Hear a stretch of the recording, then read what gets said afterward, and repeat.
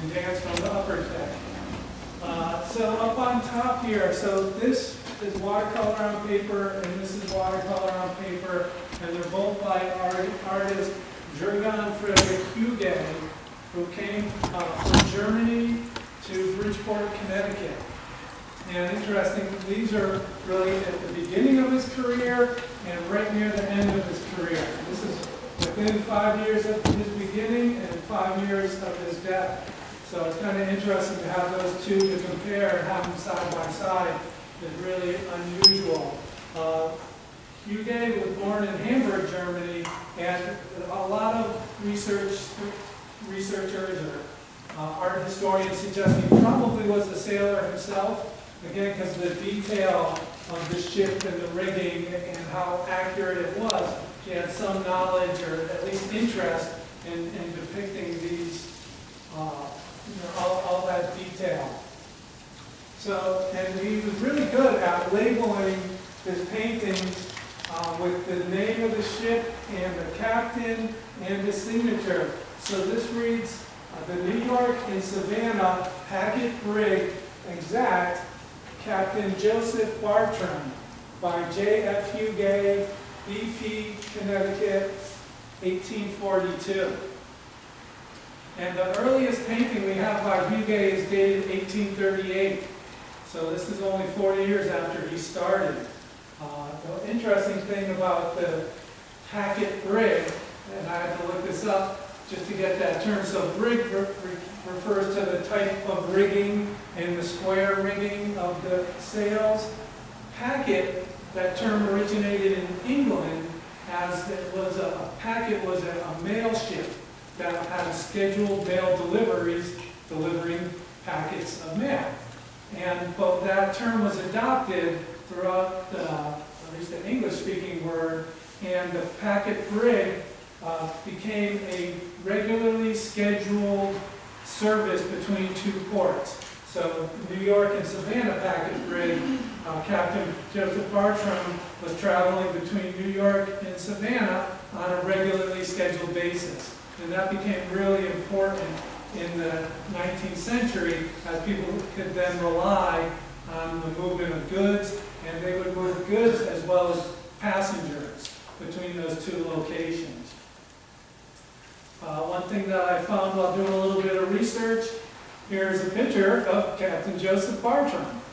So, I love getting into the history, and you get to know more, the paintings and ship paintings, I think in particular, they tell such a story. There's such a depth to the information that is behind the story. And part of the story of the ship Exact, oh, by the way, this is the guide to the Bartram family papers.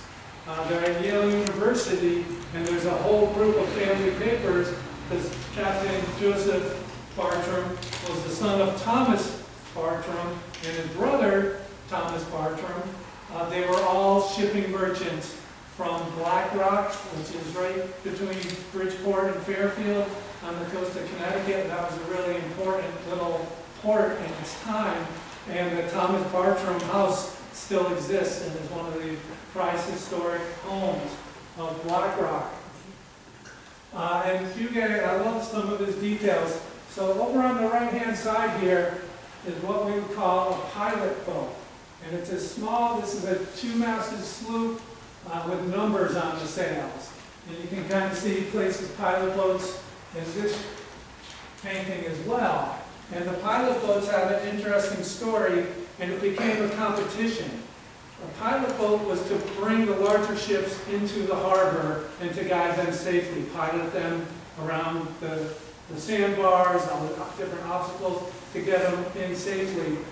But it became whoever reached the ship first was the pilot that got hired to bring them into port.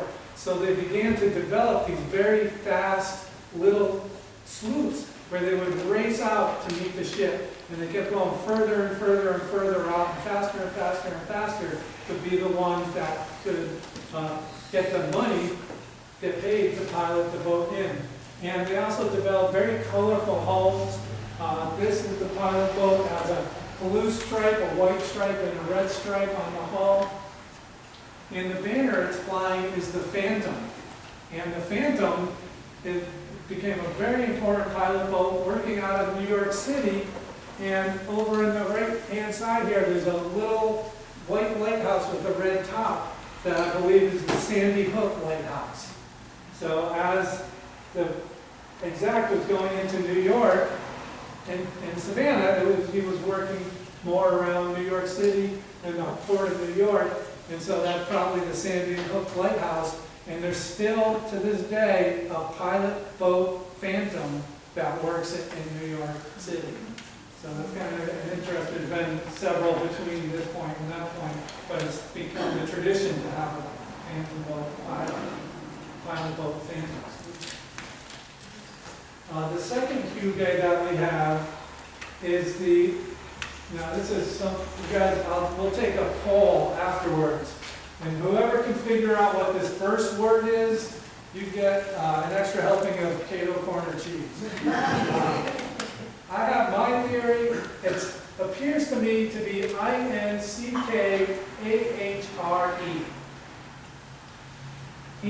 Inkara. Inkara, Cape May, Clipper Schooner, Sophia Godfrey, R.W. Godfrey Master by J.F. Huguet, Bridgeport, Connecticut, 1870. So, and Huguet lived to 1876. So this is, decades after the Exact, but still working in a very interesting style. He's really well known for this really great water, highly active, big pieces of watercolor paper and beautiful attention to detail. You can see this as a little more kind of foreshortening and perspective to the ship and great. And that ship too, so this is a Clipper schooner, also made to go very fast and travel. In Cape May in New Jersey at this time, they were highly involved in the silk industry. And this little Clipper schooner wasn't made to carry large, heavy, cargo like the Exact was. So my theory is that that first word, Inkara, is actually a phonetic spelling of Ankara, which is in Turkey, which, however, the only problem is it's not a port city, but it was the capital of Turkey, and it was at the end of the Silk Road. So Istanbul is the port city, and it's not that far from Ankara, and so maybe that, I don't know, maybe it was just business connections that led it to be named the Ankara Cape May Clipper schooner. But anyway, the colors of this boat, again, really colorful, really unusual, beautiful water, the great banner up in the top with the name Sophia Godfrey. Just a really wonderful painting. I'd like to tell you that both of those are in the original frames, in great condition, and the one on the left, the Sophia Godfrey, is a huge sheet of paper for when that was done. So a watercolor is very unforgiving. You have to be really good. You cannot make errors when you're doing watercolor. You can make errors with oil, you can make errors with pastel because you can correct it. But you can't really do that with watercolor successfully. And to have that big sheet of paper, you have to be really certain of your ability. And it's very exciting. It's truly an amazing painting, both of them. And they tell great stories. And he is buried in Bridgeport in this absolutely massive tomb that somebody was very proud